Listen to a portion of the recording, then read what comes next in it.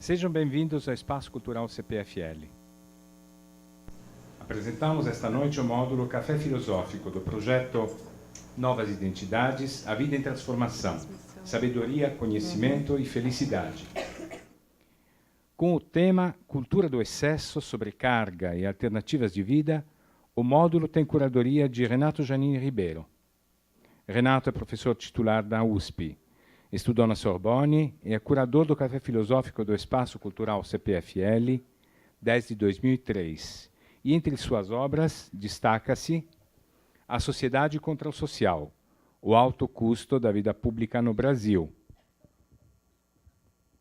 A convidada de hoje é Ana Maria Nicolatti, do Departamento de Psicologia da PUC-Rio, falará sobre a sociabilidade na net. Os salões de bate-papo, o ICQ e outros modos de contato virtual arrebentam fronteiras e rostos. Uns jovens dizem que só na net conhecem gente, porque na danceteria nem falam com outro. Mas a rede permite máscaras. A net abre novos horizontes ou nos induz em erro? Pergunta, hein? Vamos receber com aplauso a palestrante desta noite para discutirmos essas questões. Tenha uma boa noite.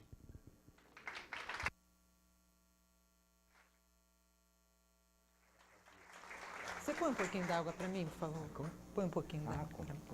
Boa noite a todos vocês. Muito obrigada pela recepção.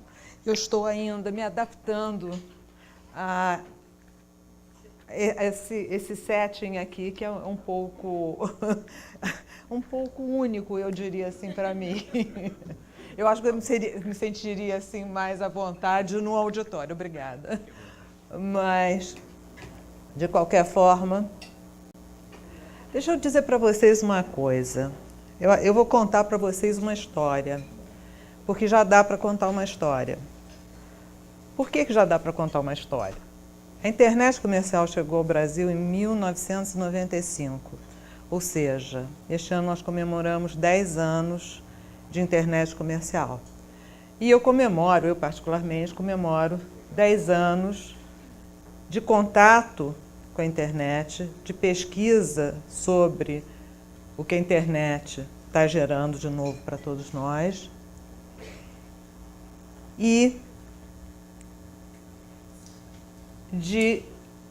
vamos dizer assim, de uma reflexão que já pode ter uma história. Eu vou contar o meu primeiro contato com a internet para vocês. Em 1995, me lembro que era o mês de julho, no Rio de Janeiro. Dias belíssimos, não estava esse calorão que está fazendo agora, né? Está fazendo aqui, mas também está fazendo lá. E uma aluna minha, jovem, 20 anos de idade no máximo, disse assim: Ana, você tem que ver uma coisa. Me levou a um prédio cinza, bem cinza, a um porão, tá? Sem nenhuma janela. Era uma sala de microcomputadores da Pontifícia Universidade Católica do Rio, que é onde eu ensino há várias décadas. Quando eu entrei lá, eu não conhecia aquele ambiente ali. Naquela época eu já usava computador, mas era máquina de escrever sofisticada.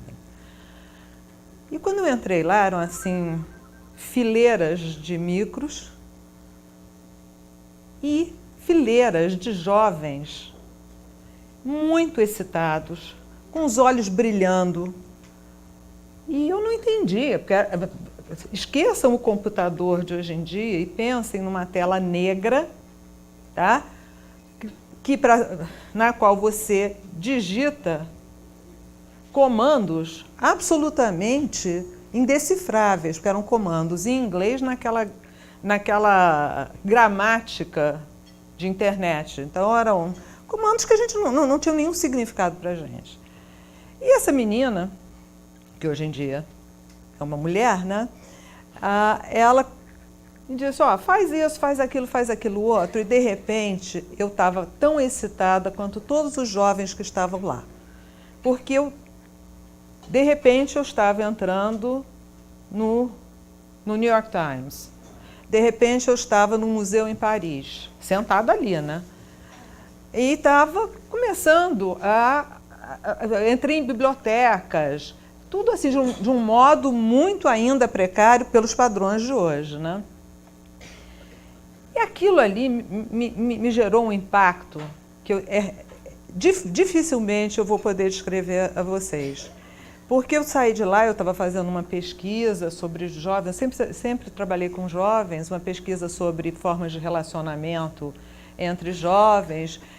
E eu saí dali e disse assim, para tudo, eu vou investigar isso aqui, porque eu sei que isso vai mudar o mundo.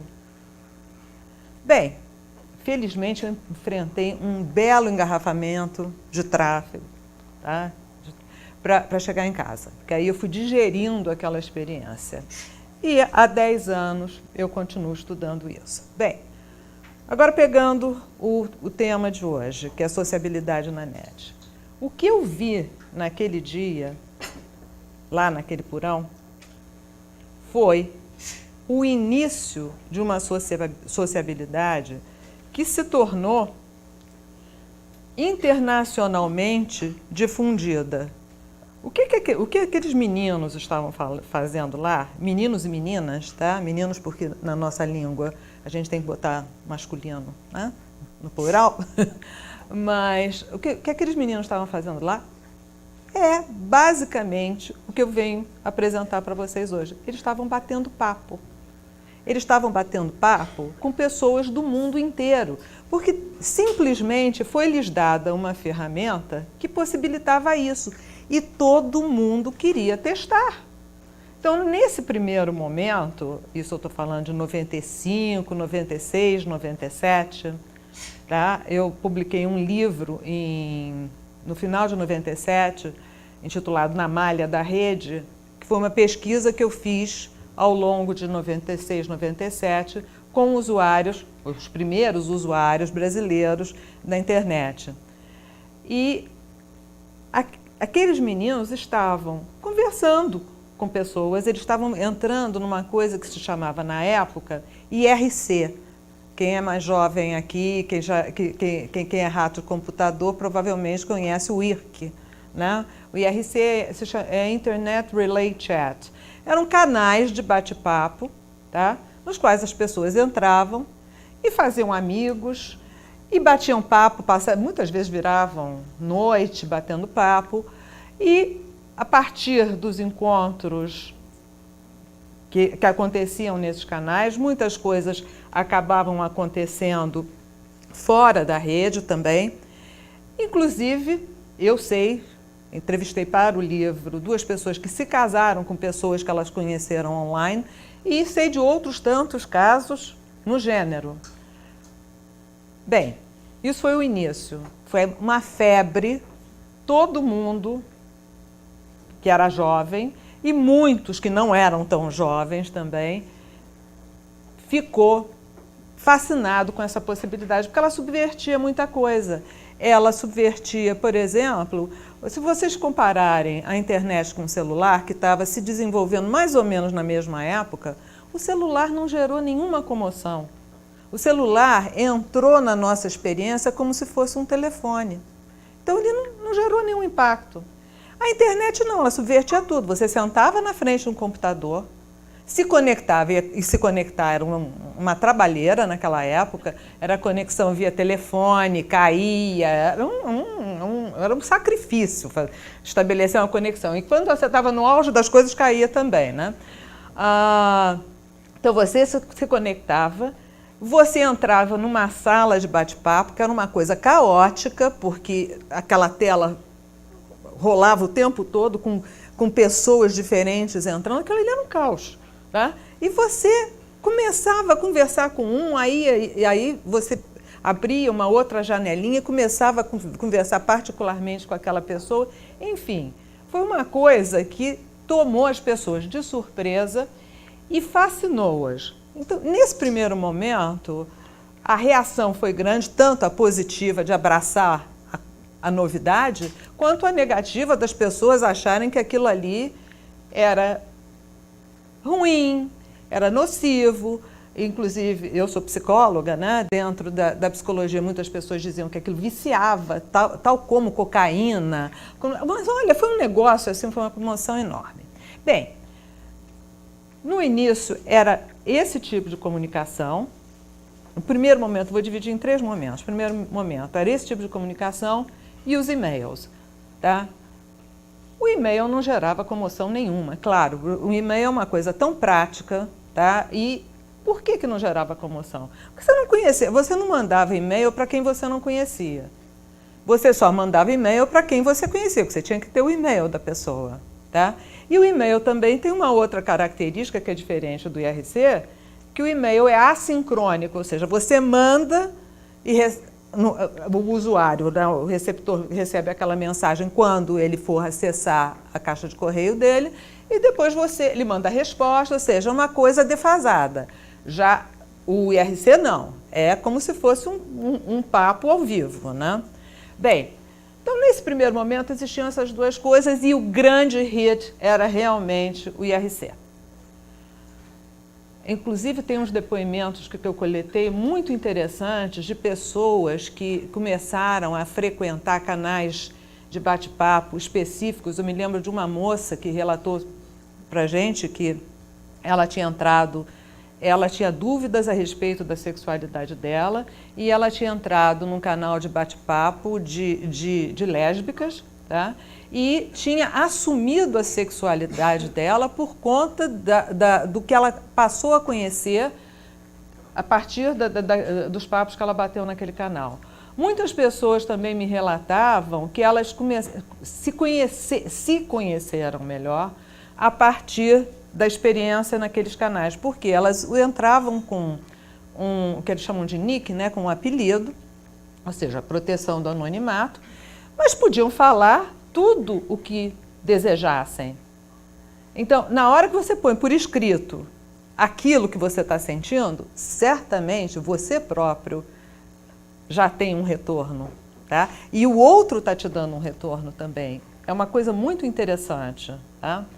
Bem, passado esse primeiro momento de grande conturbação, vieram outras coisas puxando filões, né, já abertos por esses programas. Um deles foram os web chats. O web chat é diferente do IRC, porque o IRC você precisa ter um programa próprio, é uma coisa meio fechada, é um grupo, muitas vezes, muito cioso, vamos dizer, das suas fronteiras, não deixam estranhos entrarem. O web chat é um provedor coloca lá, sei lá, por exemplo, sei lá, o UOL, tá? O UOL teve, certamente, durante muito tempo, não sei se tem agora, tinha um canal de bate-papo, mas aquilo ali era aberto para todo mundo, às vezes eles dividiam por faixa etária, mas era uma coisa que as pessoas diziam que era muito superficial. Então, a coisa toda era assim, o web chat era muito superficial, IRC já aprofundava, e o aprofundamento maior ocorria num outro programa que também pegou as pessoas de surpresa e se difundiu assim com uma rapidez enorme ao redor do mundo, que era o ICQ. O ICQ, a sigla em inglês quer dizer I see you, tá? I seek you. Eu procuro você, tá? Esse programa é um programa de bate-papo individual, você tem um número e na hora que você entra no computador, se você aciona lá as ferramentas corretamente, você vê quais dos seus amigos estão disponíveis para bater papo.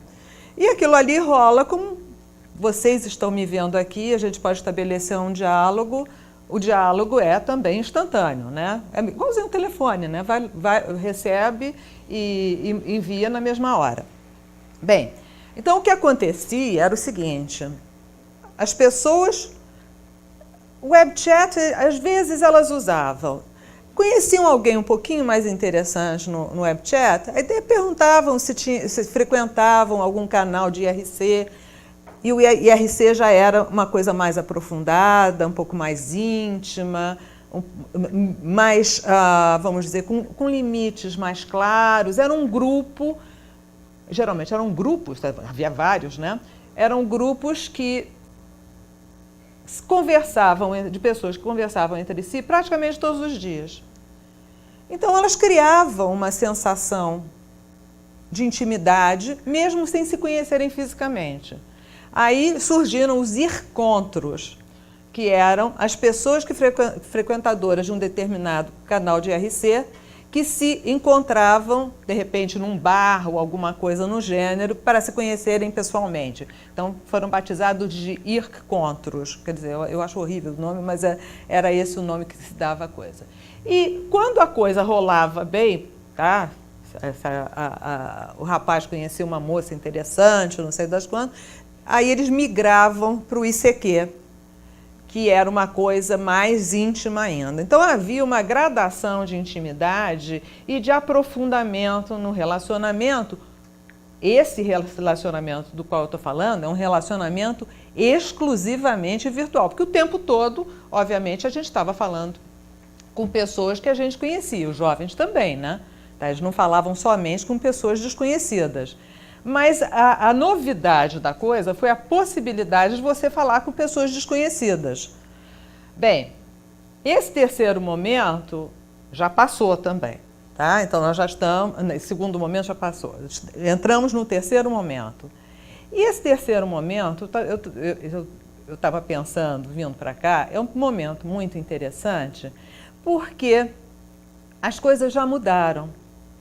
Por exemplo, quando se entrava num canal de IRC, quando as pessoas entravam, porque eu não era uma frequentadora, não, as pessoas não se importavam com a localização geográfica das pessoas, dos interlocutores. Onde é que meus interlocutores moravam, para mim, não fazia muita diferença.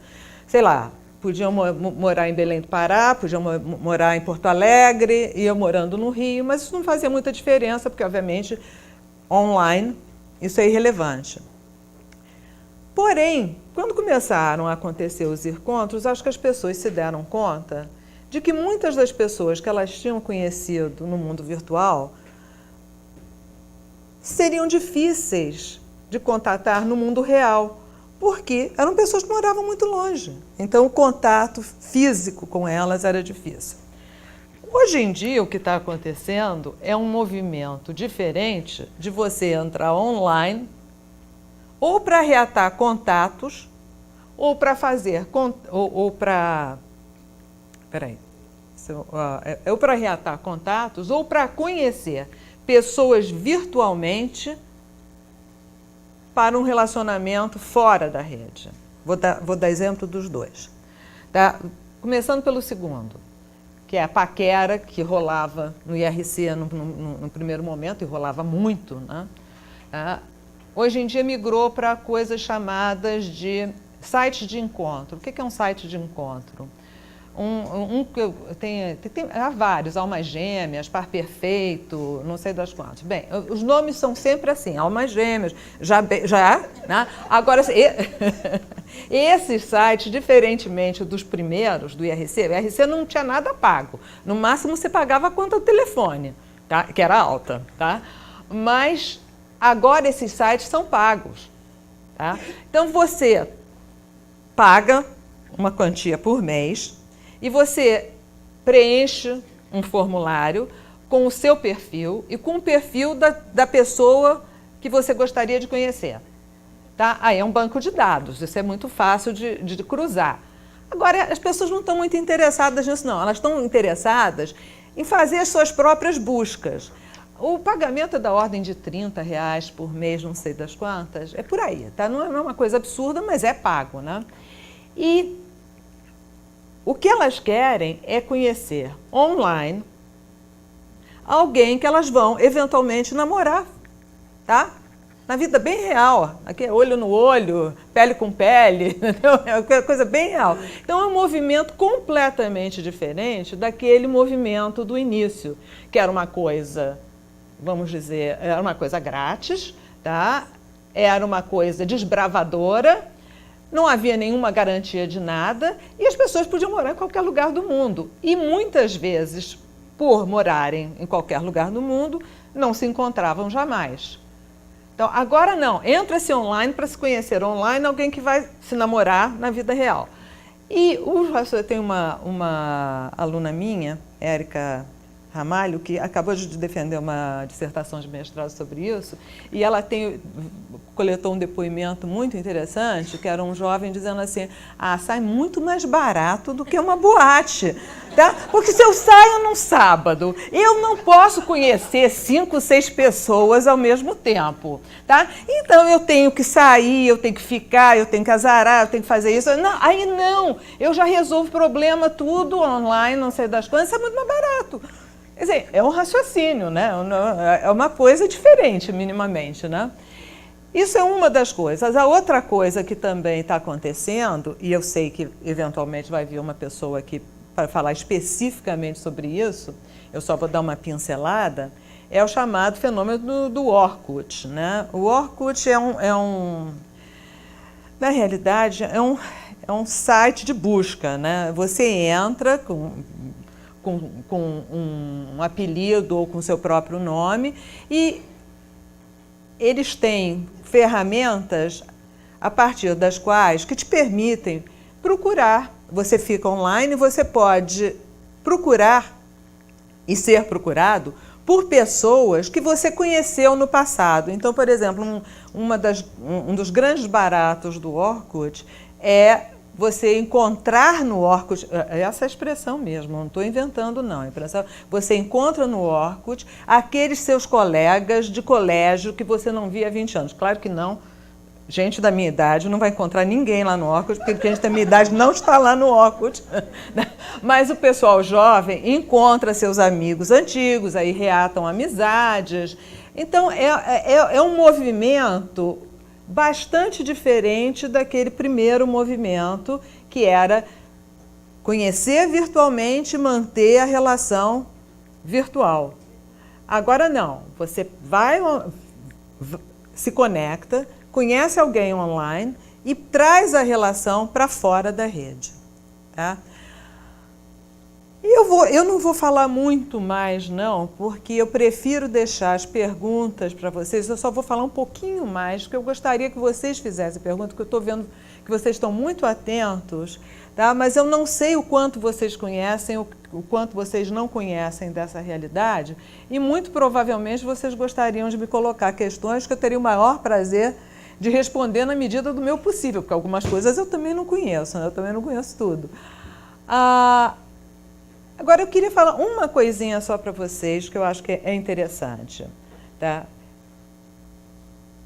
Todas essas formas de conhecer pessoas online, de manter essa sociabilidade na net, num primeiro momento, foram objeto de muita crítica por parte de intelectuais, pessoas ligadas à universidade, psicólogos, sociólogos, que achavam um absurdo que pudesse acontecer uma sociabilidade na qual os interlocutores não se viam, não tinham a possibilidade de se tocar, e gerou muito preconceito. Houve muito preconceito nos primeiros tempos. E não estou dizendo que não haja ainda, não, tá? Não, acho que nós não estamos livres disso, não.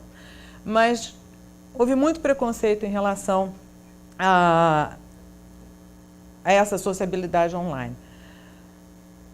E acho que as pessoas se esqueceram que as cartas sempre existiram, que o telefone, o velho, aquele pretão, tá? Que muitos aqui nem conheceram, mas eu conheci aquele pretão, tá? E ele permitia o contato à distância, ou seja, o contato à distância não é uma coisa nova. O que foi novo na internet foi a possibilidade de você conhecer alguém via uma coisa tão estranha quanto uma tela de computador. Porque tela para a gente estava associada à televisão, que não era, não sei se vai ser jamais, mas tudo bem, não era uma coisa interativa. E, de repente, aquela tela se tornou uma coisa interativa. Tá? Então, eu disse para vocês no início que alguns psicólogos chegaram a,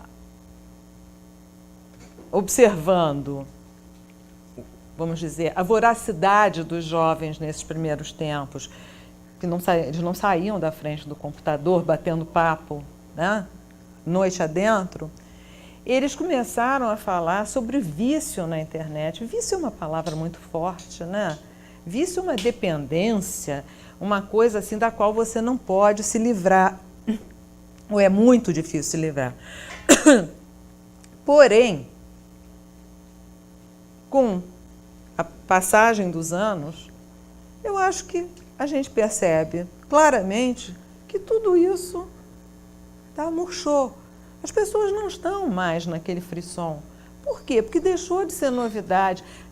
Quando uma coisa é nova e você é jovem, e mesmo que você não seja jovem, você pode querer experimentá-la. Então, todo mundo quis ter, vamos dizer, um contato de primeira mão com aquela possibilidade que era absolutamente nova. Hoje em dia, as coisas já se transformaram. A ênfase no contato virtual que migra para o real está muito maior. Tá? E já vou antecipar uma coisa que pode me ser perguntada, que já me foi perguntada várias vezes.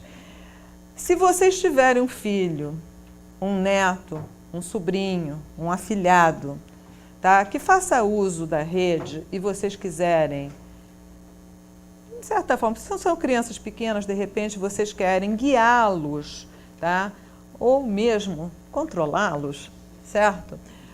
Conheçam primeiro para poder guiar, porque ninguém vai proibir jovem de usar computador. É impossível. Tá? Isso é uma coisa que faz parte da realidade de hoje. Então, quanto melhor os pais, mães, tios, avós, padrinhos, madrinhas, conhecerem aquele instrumento e o que ele possibilita, quanto mais eles vão poder dirigir a atenção da criança ou do jovem para os perigos que aquilo apresenta, mas perigos de quem conhece, não é esse negócio, porque fulano foi assassinado porque entrou na internet. Pelo amor de Deus, assassinato existe fora e não na rede. Tá? Então, a rede não gera assassinatos. Você pode se expor um pouco demais. Então, essa exposição pode ser alvo de um certo controle, tá? De alertas, como pai e mãe alertam os filhos e guiam os filhos na vida real, certo? Bem, eu acho que eu dei uma geral do assunto para vocês e gostaria que vocês me colocassem as perguntas que surgiram, se vocês querem mais explicação sobre alguma coisa. Eu só fiz uma panorâmica.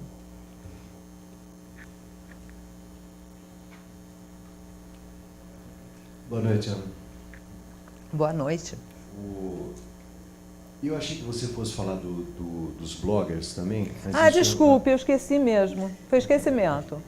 Mas daí, então, eu até já te adianto. Obrigada. A minha dúvida com relação ao blogger é até que ponto ele pode ser legitimado como uma forma de intervenção via internet, intervenção a partir do espaço privado no espaço público, né, o blog. Mas o que mais me interessa, de fato, enquanto profissional de saúde, o meu referencial é psicanalítico lacaniano. Então é a questão da linguagem que você deve ter cotejado aí de alguma forma, né? Em algum momento deve ter surgido isso. Surgiu uma nova linguagem ou surgiram vamos dizer, uma forma nova de notação e de anotação, seja pela velocidade que se tem no ICQ, por exemplo. E a questão da linguagem em si, do ponto de vista filosófico, na medida em que ela mostra e esconde determinadas coisas, e a partir daquele momento em que você abstrai o contato pessoal com o seu interlocutor, que você abstrai todo e qualquer outro estímulo. A bebidinha da balada, a música, o que seja lá que for. Você está diante de uma tela e um teclado, que você tem que digitar e conhecer as pessoas pelo tato e por uma esteira de possibilidades virtuais de linguagem e que vão sendo concretizadas. Né? O que você observou, algum comentário seu, o que você observou a respeito disso? Tá. Como as pessoas se dão a conhecer e se escondem no que diz respeito à linguagem?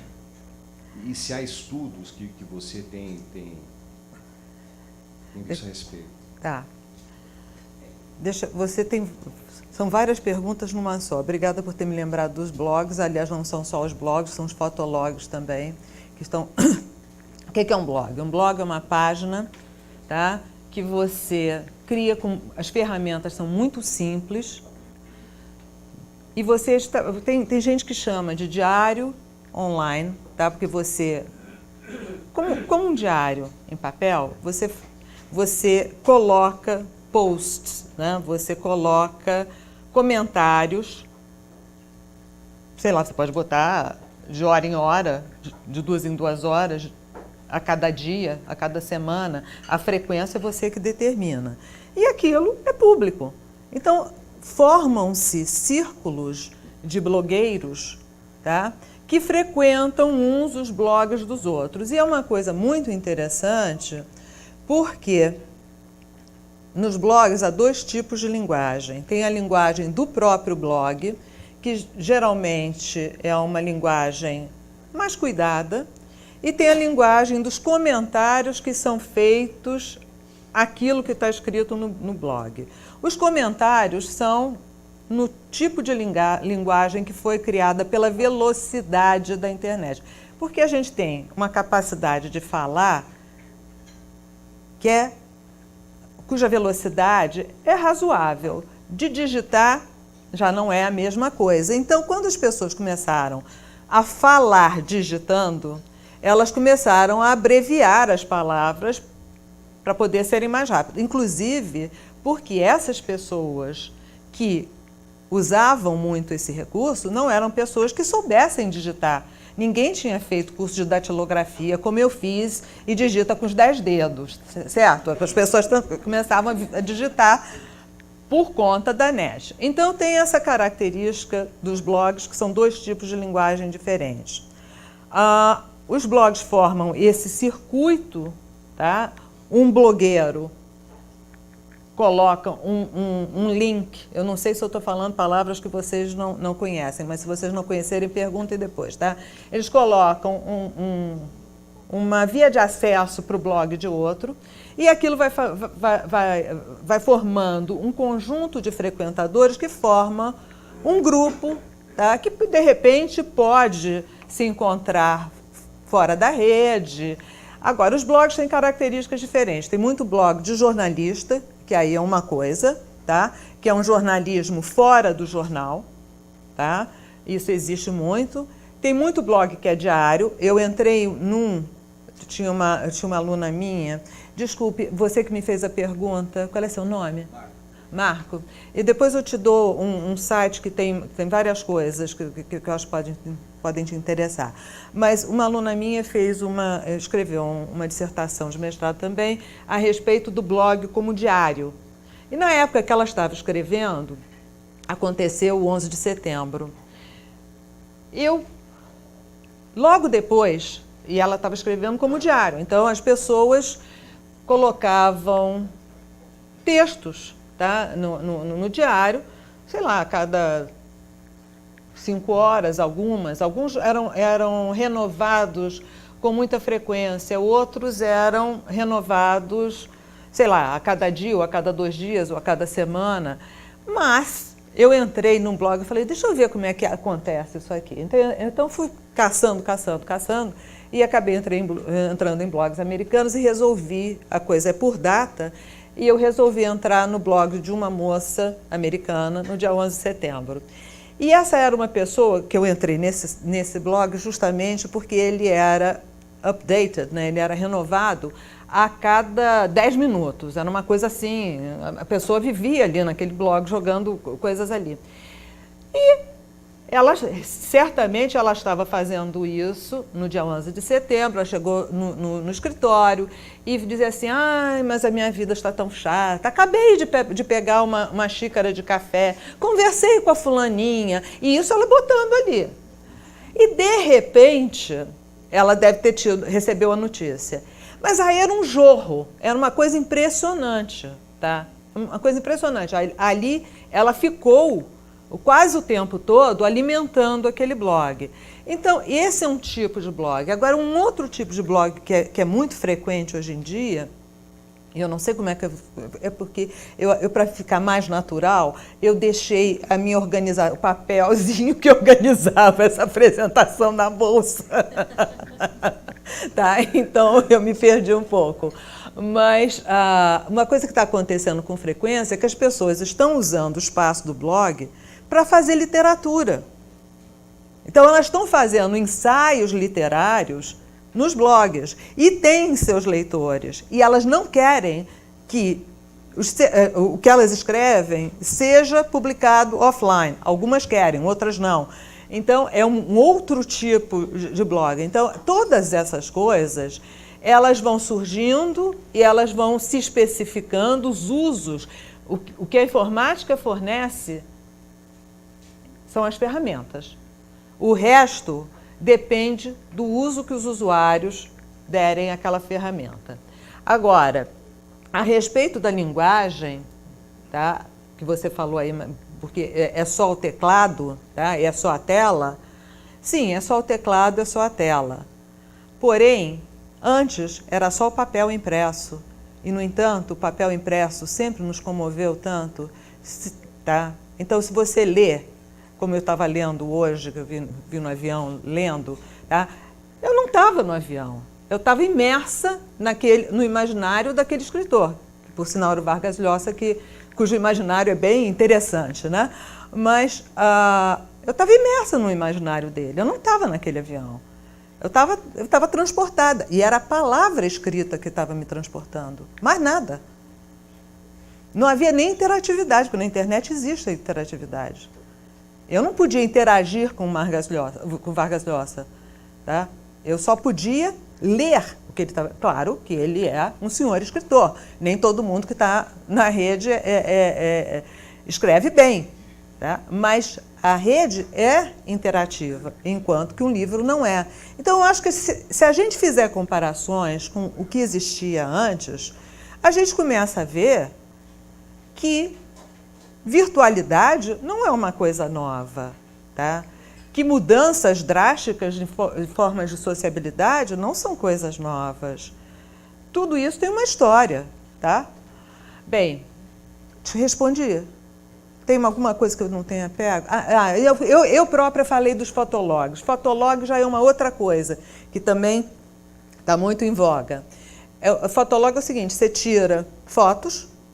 Hoje em dia quase todo mundo tem câmera digital, quando não telefone com câmera acoplada, aí você descarrega aquilo, tá, no meio digital e coloca num site para seus amigos verem, comentarem, não sei das quais, ao invés de texto, pode ser acompanhado de texto, pode não ser acompanhado de texto, tá? E as pessoas comentam, tá? E qualquer blogueiro ou qualquer fotologueiro divulga o seu site para todos os amigos, para que eles frequentem o site. Outro dia, uma amiga minha, paulista, me mandou, eu não vou dizer o nome porque ela é uma pessoa conhecida, me mandou um e-mail dizendo que ela tinha inaugurado o seu próprio blog, que ela queria escrever sem Deus nem Estado. Eu achei uma maravilha. Sem Deus nem Estado, tá? Sem controle algum, né? Sim. Eu acho que cobrir os blogs, cobrir os fotologs e a linguagem.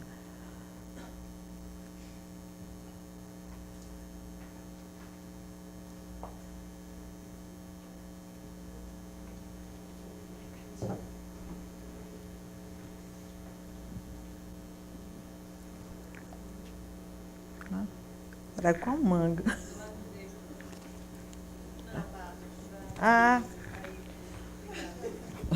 Não dá para vocês me mandarem uma coisa tão discreta quanto isso aqui.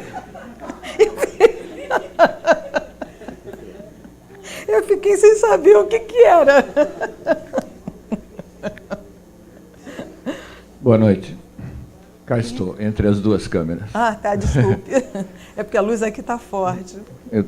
Queria dar uma marcha ré no tempo.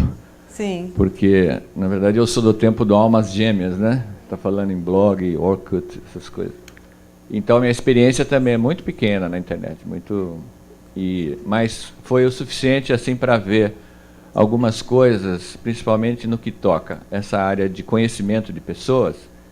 Embora eu tenha entrado com a finalidade assim de uma transparência, de ser o mais transparente possível nos primeiros contatos e exigir que as pessoas também fossem assim, e que enviassem fotografias, porque apesar a fotografia ajudaria, por exemplo, né? A minha experiência diz o seguinte, revelou que as pessoas mentiam muito, mas muito. Chegavam a mandar fotografia das filhas. Eu tenho uma história aqui que poderia ser bastante hilária, mas eu acho que todo mundo aqui, pela própria manifestação, já entende. Não, mas conte a história que é hilária. Não, mas são muitas histórias, são as histórias para contar para os netinhos. Mas eu pergunto a você o seguinte, até onde vamos, né? Porque aonde eu parei, eu percebi que houve uma penetração, assim, penetração é boa, né? Penetração é ótimo. Penetração é sensacional. Mas eu quis dizer o seguinte, houve a entrada de pessoas profissionais, não é? Procurando parceiros, assim, com essa intenção. Com convicção, que você quer dizer? Com convicção. Por convicção. Então eu gostaria de saber assim, um pouco da psicologia, por que isso acontece e até onde vamos chegar, né? Ou se a tendência é uma coisa que poderia ser assim, até legal, né? Ela, entre aspas, tem uma ideia boa, né? De aproximar pessoas e que acabou, até onde eu deixei, né? Eu vi que a coisa tinha degringolado. Né? Era essa. Tá. Você pode fazer um comentário. Eu acho que é uma excelente pergunta essa sua. Eu fiquei muito curiosa a respeito das suas experiências, mas não vou insistir. Mas o caso é o seguinte, no primeiro momento, eu acho que você ficou mais nesse primeiro momento, as pessoas, eu acho que brincaram com aquilo, entendeu? Então, eu me lembro de um rapaz que recebeu, ele estava se correspondendo, né? Estava num site desses, tipo, paquerando uma moça, e a moça mandou uma foto para ele de uma modelo conhecidérrima, entendeu? Então, mas aí era aquela coisa assim, como é que a gente separa o joio do trigo quando a gente não conhece nada? Porque naquele momento você não conhecia, eu não conhecia e ninguém no mundo conhecia aquele meio e aquilo que estava sendo objeto de tanta atenção logo no início, né? As pessoas não sabiam. Aliás, eu estive lendo, eu vou mudar um pouquinho o registro, eu estive lendo um livro sobre a invenção do telefone. Logo depois que o telefone foi inventado, as pessoas não tinham a menor ideia de para que ele serviria. Telefone, o velho telefone, tá? Eles não tinham a menor ideia de para que serviria, não sabiam, por exemplo, eu acho melhor você vir para cá. O Correio Britânico achou que não teria utilidade nenhuma porque a Inglaterra tinha muitos meninos que podiam levar mensagens. Então, a ideia deles era que o telefone era só uma forma de transmitir mensagens à distância. O telefone levou 50 anos para penetrar o espaço residencial. Tá? Então, as pessoas não tinham a menor ideia de para que servia o telefone. Para nós é óbvio, né? Nós usamos o telefone para tudo. Bem, então, acho que naquele primeiro momento, as pessoas testavam de tudo. Agora, isso que você falou é uma verdade fora da rede também. Para pensar, tá? Quantas mentirinhas nós pregamos na nossa aparência física, tá? Eu não estou nem falando de plástica, nada no gênero não, tá?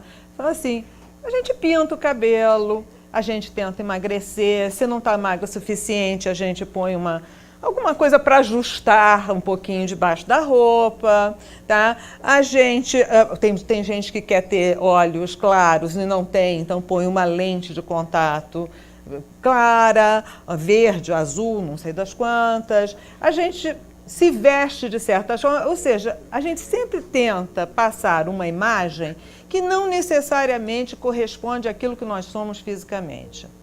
E eu estou falando aí do fisicamente, que é visível. Agora, no que diz respeito àquilo que nós somos internamente, a coisa ainda é mais séria. Porque a gente tenta, quando a gente entra em contato pela primeira vez com alguém, a gente tenta se apresentar da melhor forma possível, tendo em vista aquele interlocutor e não outro. Tá? Então, sei lá, eu me apresento de uma determinada forma, que isso não quer dizer que não tenha nada a ver comigo. Tem, mas não é tudo. Tá? Então, eu posso, de certa forma... Deixa eu fazer um raciocínio diferente. Eu não sei se vocês se lembram de uma... Eu nem sei se existe mais. Eu me lembro na época em que existia o disquite, que as pessoas se desquitavam e uma das razões legais para o disquite era o engano de pessoa. Não era eu acho que era essa a expressão, era um engano de pessoa. Você tinha se casado com uma pessoa que não existia. Você imaginava que ela fosse uma coisa e não era. Bem, se isso pode acontecer num casamento... Se isso pode acontecer num casamento, você pode imaginar nessa excitação que foi esse primeiro momento, todo mundo indo para a rede, porque a coisa só funcionava porque estava todo mundo lá. Então, a possibilidade de você conhecer gente era enorme, porque estava todo mundo lá, todo mundo queria testar aquilo. Essa experiência que você teve é uma experiência que eu tive relatada várias vezes. Então, muitas pessoas ficaram receosas do que podiam encontrar, porque havia muita mentira, sim. Tá? Agora, havia também muita verdade. Como separar o joio do trigo? As pessoas acabaram, quem continuou, você desistiu, mas outras pessoas continuaram, aprendeu a colocar as coisas de forma a pegar as pessoas, fazer ligeiras pegadinhas, entendeu? Porque o caso é o seguinte, o raciocínio que elas faziam é que, a não ser que você seja um senhor artista, tá? É muito difícil você mentir consistentemente ao longo de muito tempo. Tá? Você tem que... Algumas pessoas chegavam a fazer isso. Aí eu estou concordando com você. Colocava um papel, tá? Um post-it qualquer do lado do computador, com as características daquele personagem, porque havia pessoas que tinham vários personagens, né? Tá? Então, assim, se eu sou o Joãozinho das Couves, então o Joãozinho das Couves tem essas características. Então, toda vez que eu for mentir, eu vou olhar para as características do Joãozinho das Couves, né? Mas as pessoas aprenderam a lidar com isso também. A gente aprende a lidar com as coisas, né? Se você tiver interesse ou alguém aqui, eu posso mandar por e-mail todo o relatório. Porque, bem, se você ou alguém quiser saber um pouco mais dessas experiências, eu posso mandar por e-mail. É só deixar o e-mail com uma das recepcionistas que eu enviarei. Com certeza. Eu certamente quero. Vai rir bastante. Obrigada.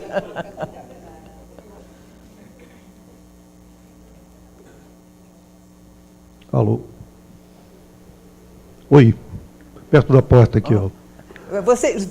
Vocês que ficam aí, eu não consigo ver. Então, se eu vim para cá, talvez você me veja melhor. Uma zona de penumbra. Está melhor aqui? Tá bem melhor, obrigada. Tá, ok. Com você, eu sou professor há muitos anos, no meu caso, e a questão é a seguinte, hoje em dia nós estamos tendo jovens que, durante muitos anos, interagiram muito fortemente com internet, comunicação, troca de informação pela internet. Eu pergunto a você se a sua experiência, você vê isso aí modificando de alguma maneira a interação na aula clássica, professor, alunos. Okay? Porque a minha impressão é que agora estão começando a aparecer turmas onde a exposição clássica, digamos, vai lá no quadro, ou mesmo melhorada com retroprojetor ou com canhão eletrônico, isso já não está começando a não funcionar muito bem, de tanto que é, digamos, o processo que esses alunos estão passando, esses jovens estão passando, de interação através de telinha. Não sei se você tem algum comentário a respeito disso. Tenho vários. Né? Obrigada pela sua pergunta, uma ótima pergunta. O caso é o seguinte, eu acho que tudo isso teve impactos, e muitos impactos, fora da rede. Tá? Quer dizer, essa sociabilidade online não teve impactos somente dentro da rede, teve impactos fora. Então, por exemplo, em relação à questão de educação, que a gente pode dividir em dois níveis, em relação às crianças e em relação aos mais velhos que já são universitários. As crianças pequenas, parece que elas já nasceram com um mouse na mão, elas não conhecem a vida sem internet, né? Da mesma forma que eu não cheguei a conhecer a vida sem telefone. Cheguei a conhecê-la sem televisão, tá? Mas não sem o telefone. Então, o telefone para mim não é tecnologia, é igualzinho. Outro dia as pessoas dizem, porque tecnologia, imagina tecnologia. Como que a tecnologia pode gerar alguma mudança subjetiva, alguma mudança psicológica? Eu disse, pera lá. O que é tecnologia para você, entendeu? Você acha que a emergência dos grandes centros urbanos gerou alguma mudança? Certamente gerou. Tá? A emergência do capitalismo, a industrialização das sociedades, tudo isso é tecnologia. Aí, continuando a pergunta, assim, você acha que água sai da parede? Tá? Isso é tecnologia. Bem, e tecnologia tem impactos sobre nós. Ela muda as formas de nós pensarmos, de nós sermos e de nós sentirmos. Bem, em relação às crianças, elas nasceram nesse mundo, elas estão imersas nesse mundo, foi por essa razão que eu disse, se vocês quiserem guiá-las, vocês vão ter que conhecer alguma coisa a respeito desse mundo. Agora, as aulas para petizada, tá? Para a criançada, se tornaram muito desinteressantes. As chamadas aulas de cuspe-giz, se tornaram muito desinteressantes. Porque elas estão acostumadas com a velocidade das coisas, os jogos, né? O visual interessante. E os livros são uma coisa muito, muito pesada para eles, né? Quer dizer, e, obviamente, os professores também estão sofrendo com isso, na medida em que eles próprios não têm muitas condições de... Por exemplo, deixa eu refazer. Se você coloca um computador conectado à internet na frente de uma turma de computadores, cada um na frente de um aluno, uma turma de 20, você não controla para onde vai aquela turma. Você pode dar o mesmo ponto de partida, mas você não tem fechamento. Você pode ir para qualquer canto, qualquer um pode ir para qualquer canto. Bem, então, isso dentro das escolas de primeiro grau e segundo grau já está gerando muita confusão. Minha experiência pessoal é mais em universidade. A sua é também? Bem, então você deve ter a mesma experiência que eu tenho. Os alunos absorveram uma lógica de hipertexto. Hipertexto é o texto no qual você aperta, né, clica, e ele te joga em outro texto. Tá? É uma linguagem própria do meio, né, do ambiente digital. Então, se você lê uma notícia ou um artigo e tem ali aquela palavra que indica que aquilo é um link, você pega, vai para outro link, você pega, vai para outro link, você vai e assim por diante.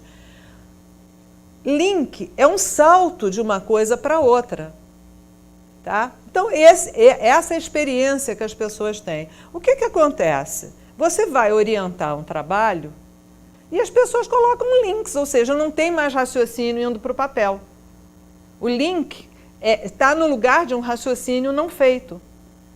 Tá? Então, eu estou sentindo muita dificuldade, aí estou falando de mim particularmente, tá?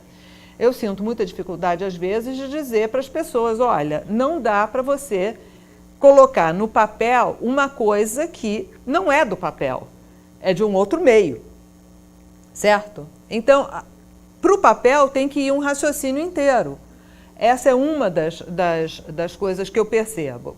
Não sei se a sua área é uma área mais exata, que não requeira tanto discurso. A minha é discurso puro. Tá? Então, o raciocínio tem que ir inteiro para o papel. Não há fórmulas, não há nada. É tudo discurso. Né? Agora, tem uma outra coisa também, que por mais que você use data show, o que quer que seja, que eu acho que é isso que você está fazendo referência, nós não temos mais a capacidade de ser tão interessantes assim, entendeu? O visual que a gente pode apresentar para os alunos é um visual sempre meio pobre se comparado com aquilo a que eles têm acesso fora de aula. Agora, aí eu acho que é um novo processo de aprendizagem, dessa vez nosso, né? Nós temos que aprender a lidar com isso e a encontrar meios de despertar a atenção ou então mudar completamente a forma de dar aula. Eu não posso te dar uma resposta porque eu também não a tenho, né? Tá? Agora, que é um problema, certamente é. Sim. Tem alguém cuidando disso? Eu acho que há várias pessoas... Porque definitivamente o que eu noto é que as turmas cada vez mais recentes, cada vez eu sinto isso nessas turmas. Eu acho que quanto mais cedo eles puseram a mão no mouse, mais isso daí profundamente vai modificando a estrutura de pensamento e de aquisição de informação deles. De modo que hoje em dia, essa turma desse ano eu já estou assim muito assustado, porque, digamos assim, eles querem alguma outra coisa que eu ainda não sei o que é. Acho que tem muito a ver com esse processo que eles introjetaram de aquisição de informação via internet, etc., etc., que você está discutindo, e eu não sei, se você tiver alguma orientação, alguma dica, por favor. Eu acho que proelco@uolgo.com.br. Tá bom. Depois eu tenho que anotar, minha memória não é tão boa. Tá bom. Agora, eu acho que nós vamos ter que experimentar muito para resolver esse problema, ou então adequar, tá, o nosso tipo de aula a um novo meio. Eu não sei qual é a solução, mas eu sinto a mesma coisa que você. E também sinto que quanto mais cedo eles colocaram a mão no mouse, mais esse problema se agrava, né? Tá bom. Muito obrigado. Obrigada a você.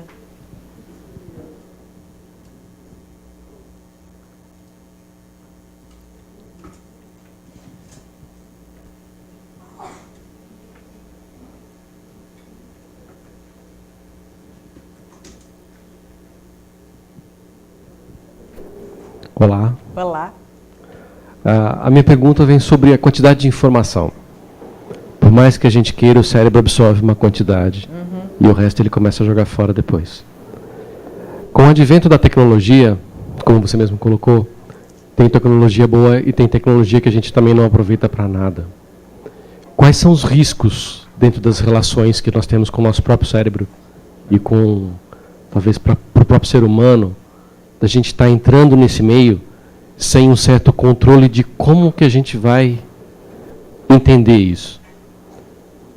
Essa tecnologia tem nos levado a várias oses e a várias neuras.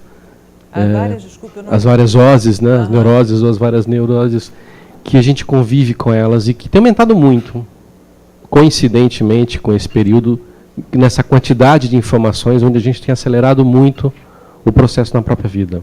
Como você vê isso? Olha, eu acho que você tocou numa coisa que é característica da nossa era, né? Que é o excesso, da forma que é. Vou qualificar isso. Para nós, o que está acontecendo é excesso, é excessivo. Eu concordo plenamente com você. Eu acho que, inclusive, nós estamos começando, porque eu acho o seguinte...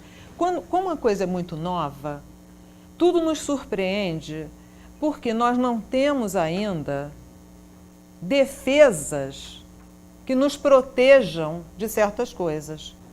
Então, na hora que você recebe, num dia, 100 e-mails, se você não sabe o que fazer com 100 e-mails, você fica completamente sufocado.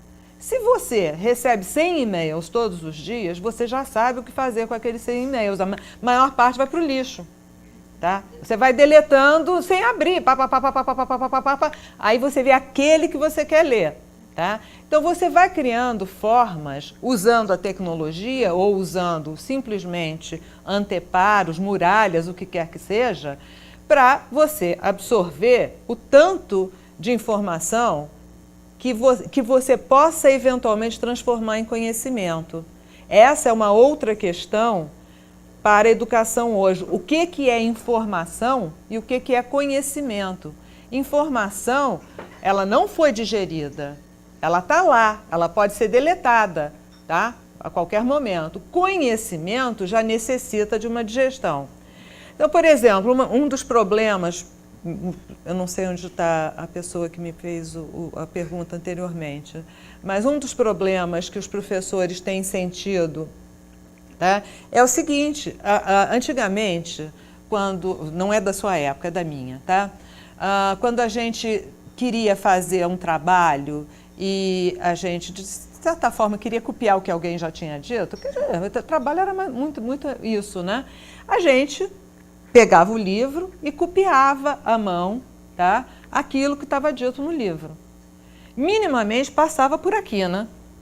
O que os jovens estão fazendo, aí é mais a meninada, né? Mas também pessoal de universidade.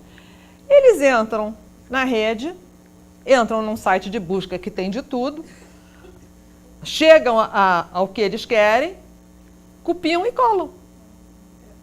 Tá? Não, sequer passou por aqui. Então, o que os professores, as coisas são tão interessantes, porque são tão inusitadas, tudo é novo, né? Então é inusitado. Os professores de primeiro grau, muitos deles estão proibindo as crianças de entregarem trabalhos digitados. Não dá para entender, mas dá para entender. Por quê? Se o trabalho não é digitado, minimamente eles tiveram que copiar à mão. E se o trabalho é digitado, o professor não tem como saber? Tem. Se fizer pergunta depois, vai ter, né? Mas, em princípio, não tem como saber se foi simplesmente copia e cola. Uma outra coisa que está acontecendo, por exemplo, uma prova escrita, na universidade, de repente vem uma palavrinha sublinhada, uma setinha e um boxezinho imitando o hipertexto, tal como ele é colocado em alguns jornais e algumas revistas, tá? Que tenta se imitar o hipertexto. Então, essa coisa vai entrando. Agora, voltando à sua questão, que é o excesso de informação. Ele é fato. Tá? O que a gente vai ter que fazer? A gente vai ter que aprender a se defender. Cada um de nós, os que estão mais expostos, tá? Cada um de nós já bolou seu próprio meio. Tá? Você tem os seus procedimentos, porque não é só, a gente está falando aqui da internet, mas vou fazer uma pergunta para vocês, por favor, não se acanhem. Quantos de vocês estão com seus celulares ligados agora? Certo? Certo. Muito bem. Outro dia, semana passada, eu estava em Belém do Pará, dando uma aula inaugural no mestrado de psicologia, que eles acabaram de abrir lá. E eu fiz a mesma pergunta. Todos estavam com o celular ligado, à exceção de uma pessoa que não usava celular. Certo? Então, a informação, o excesso de informação, não vem só da internet, vem da quantidade de publicações, tá, que estão disponíveis nas livrarias, que estão disponíveis nas bancas de jornal, que a gente recebe na televisão, a gente tem 40 canais, entendeu? Quer dizer, por que não pode ter 1, 2, 3? Não, tem que ter 40. E a gente fica, não contente com isso, a gente fica zapeando, né? Porque não, a gente acha que não tem nada para ver em 40 canais.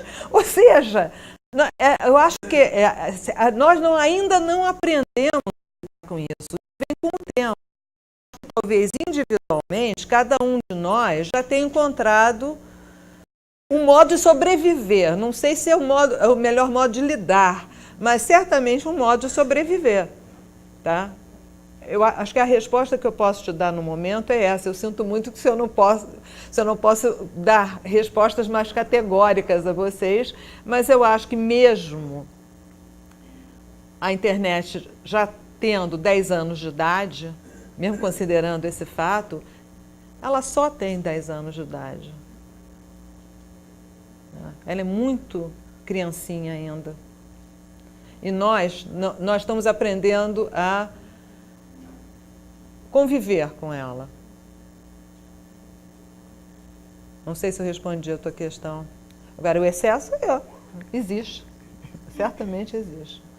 Agora, deixa eu só dar um complemento. Nós sentimos isso como um excesso, que às vezes beira o insuportável.